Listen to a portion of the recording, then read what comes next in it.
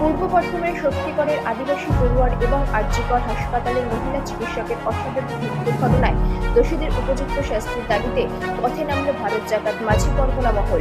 সোমবার ভারত জাকাত মাঝি পরগনা মহলের পদযাত্রা শুরু করে একটি গণডেপুটেশন দিল আরামবাগ থানায়।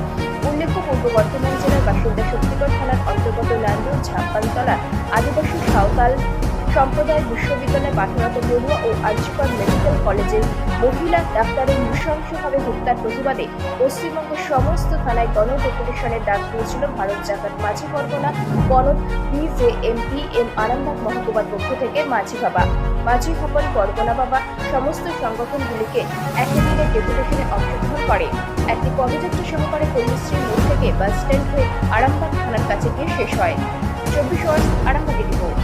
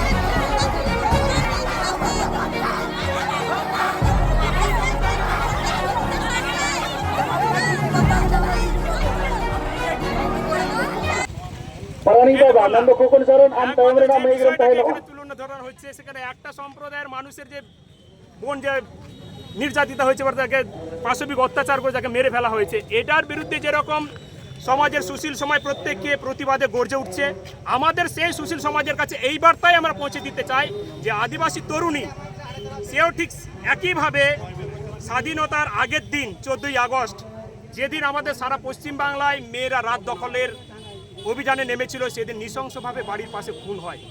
আজ প্রায় এক সপ্তাহ বলতে চললো, এখনো পর্যন্ত খুনিকে দোষী সাব্যস্ত করেনি, যাতে যেমন আরজিকরে নির্যাতিতা সেও যেমন শাস্তি পাক যারা এই অপরাধের সঙ্গে যুক্ত, আর এখানে আমাদের প্রিয়াঙ্কা হাঁসদাকে খুন করার জন্য যারা দায়ী তারা সমভাবে সেই দোষীদের আমরা ফাঁসির দাবি করছি। আর যারা এই দোষীদের আড়াল করতে চাইছে তাদের কঠোর থেকে কঠোরতম শাস্তি আমরা ভারত জাকাত মাঝি পরগনা মহল থেকে ডাকছি। দাদা, সিবিআই তদন্ত শুরু করেছে, সিবিআই ব্যাপারটা বলি দাদা, সিবিআই এক ধরনের, আমি বলবো সেটাকে আমাদের এই প্রসেসটাকে মনে হয় লেন্দি করা, পরিষ্কার কথা।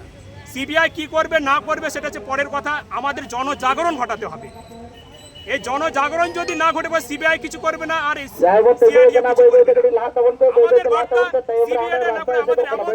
পশ্চিমবাংলাবাসীকে এমন ভাবে সচেতন হতে হবে, জনজাগরণ তুলতে হবে, যাতে সিবিআই বাধ্য হয় দোষীদের উপযুক্ত দোষীদের খুঁজে বার করে তাদের শাস্তি দেওয়া। আজকে আমাদের পল্লীশ্রী মোড় থেকে এই মেন রোড ধরে আমাদের থানা পর্যন্ত পদযাত্রা সহকারে যেয়ে সেখানে আমরা ওখানে ডেপুটেশন দিয়ে এখানের মোটের কর্ম আমাদের শেষ, তারপর আমরা গোবর থানাতে ডেপুটেশন দেব। আমার নাম হচ্ছে মঙ্গল হাঁসদা, ভারত জাকাত মাঝি পরগনা মহলের রাজ্য কমিটির সদস্য।